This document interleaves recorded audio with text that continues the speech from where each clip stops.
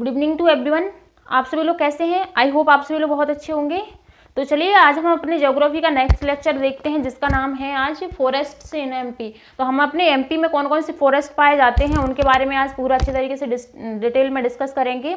इससे पहले हमने अपनी जो एमपी ज्योग्राफी है उसका पोर्शन काफ़ी हद तक कंप्लीट कर लिया है।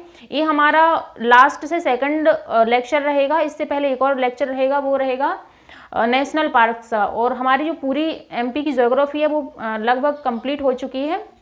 तो आप लोग बने रहिए इसी तरीके से। तो चलिए डिस्कस करते हैं हम अपना।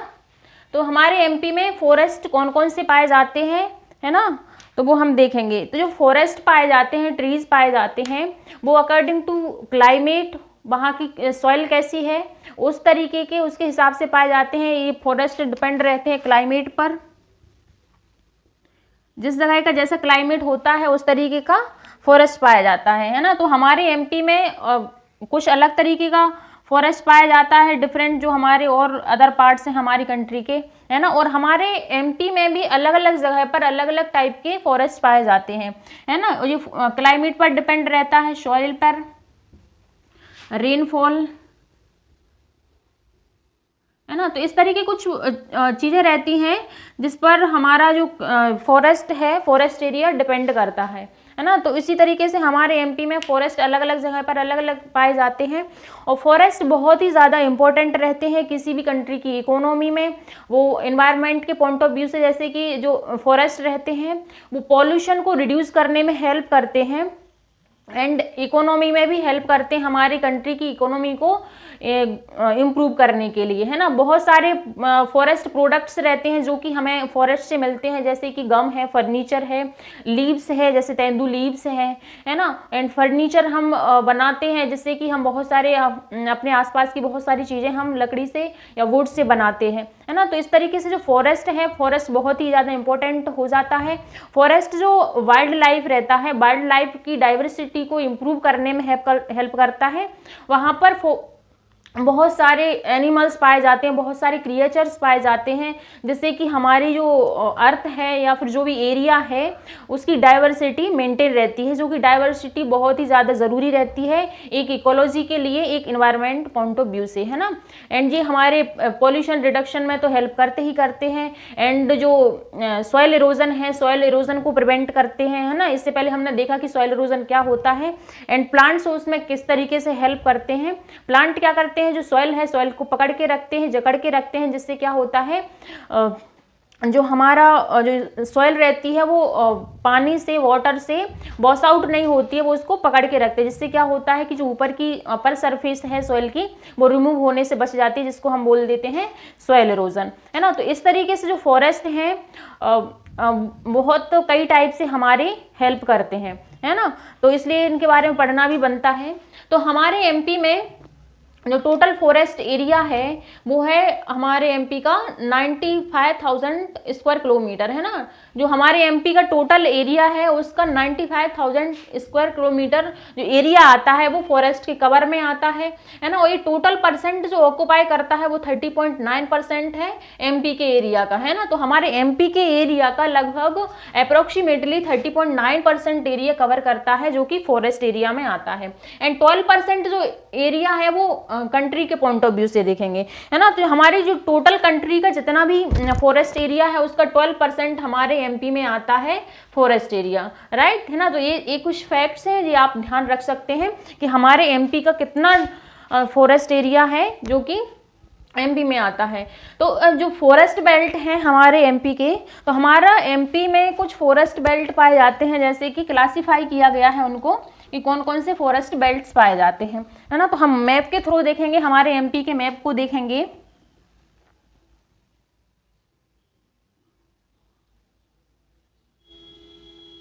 इस तरीके से हमारा जो एमपी है, एमपी का मैप रहता है।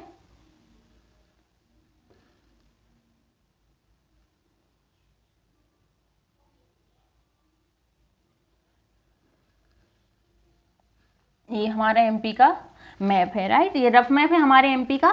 तो ये फॉरेस्ट बेल्ट्स हैं। सबसे पहला है विंध्या कैमूर रेंज, है ना। तो विंध्या कैमूर रेंज है वो हमारे एमपी के इस वाले पार्ट में पाई जाती है ना। ये वाला पार्ट हमारा विंध्या कैमूर रेंज आती है इसमें, जो विंध्या पर्वत है ना, विंध्या माउंटेन्स है, विंध्या कैमूर रेंज है ना, विंध्या कैमूर रेंज है, वो हमारे एमपी के इस वाले पार्ट में है, राइट है ना। तो ये हो गया हमारा विंध्या कैमूर रेंज बेल्ट है ना, फॉरेस्ट बेल्ट। दूसरा है मुरैना शिवपुरी प्लेटू है ना, तो मुरैना शिवपुरी प्लेटू है, ये वाला पोर्शन आ जाता है, मुरैना शिवपुरी। मुरैना शिवपुरी का जो प्लेट्यू है, तो ये वाला पोर्शन आ जाता है हमारा मुरैना शिवपुरी प्लेट्यू बेल्ट में है ना।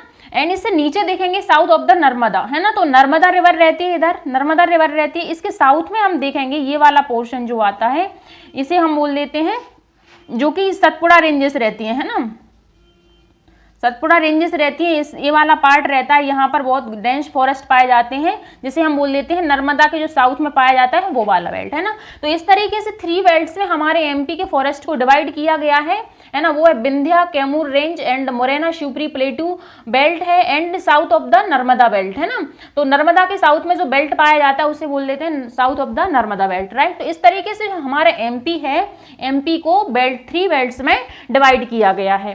तो देन है हमारा जो क्या है फिर जो फॉरेस्ट है, फॉरेस्ट को क्लासिफाई किया गया है on the basis of administration. On the basis of administration का मतलब है कि जो फॉरेस्ट रहते हैं उसका चार्ज दिया जाता है, जिससे कि वहाँ पर रूल्स एंड रेगुलेशंस हैं उनको मेंटेन करने का काम करता है ना। तो कुछ ऐसे फॉरेस्ट हैं जहाँ पर रूल्स बहुत ज़्यादा स्ट्रिक्ट हैं, ना तो वहाँ पर कोई लकड़ी काट सकता है, ना कोई जो वहाँ के एनिमल्स हैं उनको ग्रेजिंग करने दे सकते हैं, मतलब वहाँ पर कुछ नहीं किया जाए, कोई भी ह्यूमन एंड एनिमल एक्टिविटी नहीं होगी, इस तरीके के फॉरेस्ट रहते हैं। एंड कुछ इस तरीके के फॉरेस्ट रहते हैं जहाँ पर रूल्स होते हैं वो बहुत ज्यादा स्ट्रिक्ट नहीं होते हैं ना, वहां से लकड़ियां वुड काटी जा सकती हैं अगर वहां के जो ऑफिसर्स हैं जो भी उसकी देखभाल करते हैं फॉरेस्ट की, तो वहां से परमिशन से वहाँ की लकड़ियाँ काटी जा सकती हैं और एनिमल्स को भी ग्रेज कराया जा सकता है, मतलब एनिमल्स को भी चराया जा सकता है ना। और वहाँ पे मूवमेंट भी मतलब लोग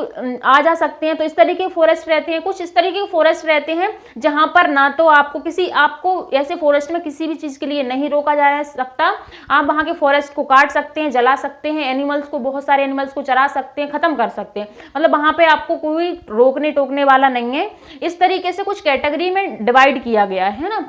तो जो एडमिनिस्ट्रेशन के पॉइंट ऑफ व्यू से इसको डिवाइड किया गया है वो है प्रोटेक्टेड फॉरेस्ट।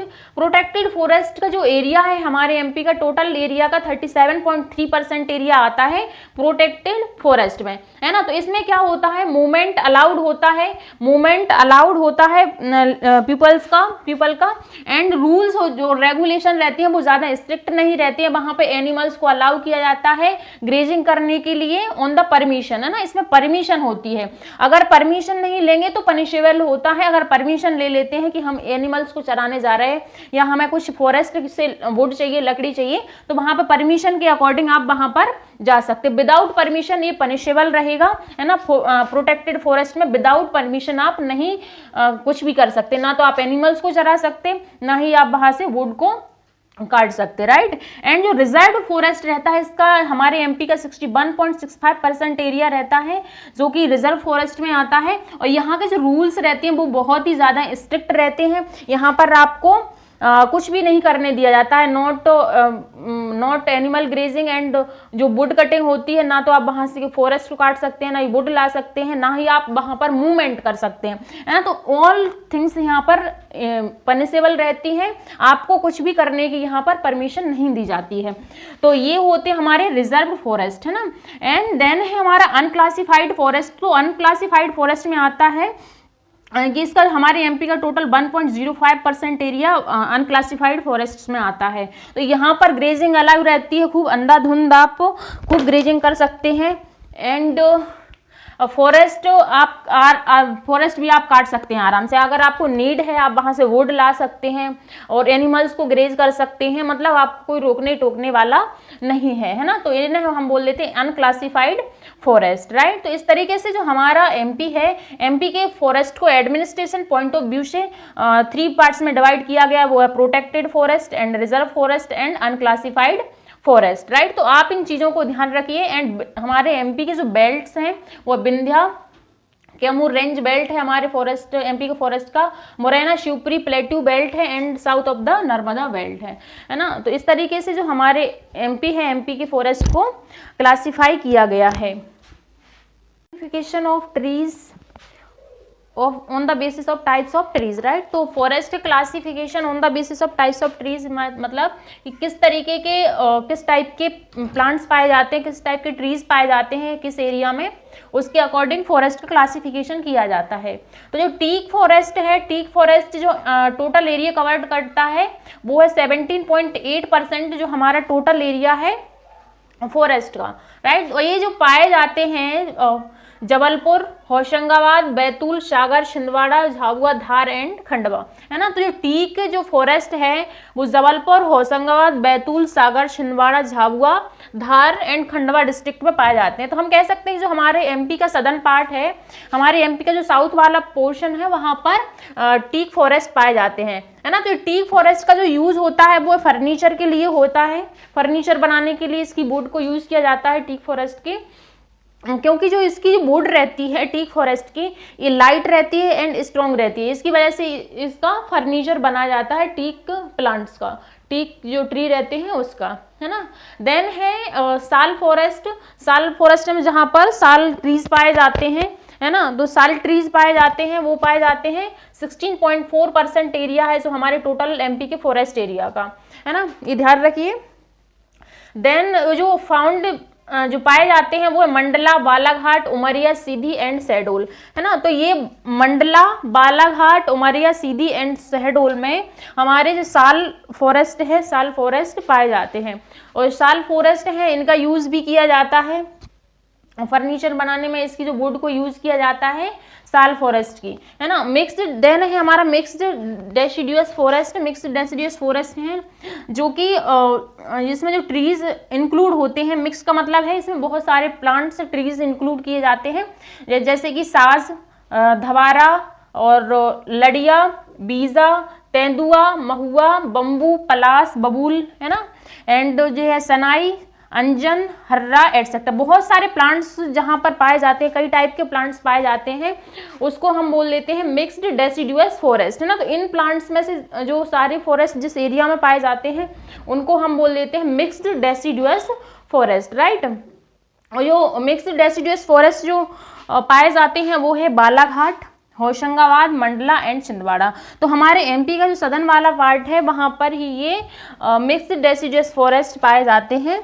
जो एरिया है, जो डिस्ट्रिक्ट है वो है 4, बालाघाट, होशंगाबाद, मंडला एंड छिंदवाड़ा, है ना। तो इस तरीके से जो हमारे फॉरेस्ट है, फॉरेस्ट का क्लासिफिकेशन किया गया है on the basis of trees. इससे पहले हमने देखा था कि जो हमारे फॉरेस्ट को क्लासिफाई किया गया है on the basis of administration, जिसमें आता है protected forest, reserve forest and unclassified forest, है ना। तो इस तरीके से जो क्लासिफिकेशन है वो है हमारे ट्रीज का, राइट। और इससे आगे हम देखेंगे नेक्स्ट वीडियो में, हमारे जो नेक्स्ट वीडियो आएगी उसमें कुछ बचा हुआ पोर्शन है, क्लासिफिकेशन और भी किया जाता है फॉरेस्ट का on the basis of climate, right. Climate के बेसिस पर जो फॉरेस्ट का भी क्लासिफिकेशन किया जाता है, तो वो हम नेक्स्ट आने वाली वीडियोस में डिस्कस करेंगे। तो आज की वीडियो में हम इतना ही डिस्कस करते हैं, है ना। और काफ़ी लेंदी वीडियो हो जाएगी, इसकी वजह से हम इस वीडियो को इतना ही रखते हैं, जिससे कि आपको लेक्चर सुनने में कुछ ये ना लगे कि वो काफ़ी लेंदी वीडियो है। तो आप इसको आप छोटे छोटे पार्ट्स में आप जल्दी कवर कर सकें एमपीजीएस को, राइट। इसकी वजह से छोटे छोटे लेक्चर्स बनाए जा रहे हैं, है ना। तो आज हमने अपनी जो फॉरेस्ट है, फॉरेस्ट के बारे में पढ़ा। नेक्स्ट वीडियो आएगी वो भी फॉरेस्ट के ऊपर ही रहेगी, कुछ पोर्शन बचा हुआ है। एंड इसके बाद ज्योग्राफी का पोर्शन है, उसका लास्ट जो पार्ट रहेगा वो रहेगा हमारे पार्क्स रहेंगे, नेशनल पार्क्स रहेंगे जो हमारे एमपी के हैं। ऑलमोस्ट फिर हमारी जो ज्योग्राफी है एमपी की वो कवर हो जाएगी, राइट। इसके बाद हम अपना नेक्स्ट अपना जो पोर्शन है एमपीजीएस का वो डिस्कस करेंगे, राइट। तो चलिए आज के लिए इतना ही। और तो आप लाइक, शेयर एंड सब्सक्राइब कीजिए चैनल को, अच्छा लगता है तो। एंड फीडबैक ज़रूर दीजिएगा कि आपको लेक्चर कैसा लगा, क्या कमियां एंड खामियां रही हैं। तो और आप इसी तरीके से आप सपोर्ट बनाए रखिएगा, जिससे कि और अच्छी वीडियोज़ आती रहे एंड वीडियोज़ में मैं इम्प्रूव करती रहूँ, राइट। तो आज के लिए इतना ही। Thank you to all of you.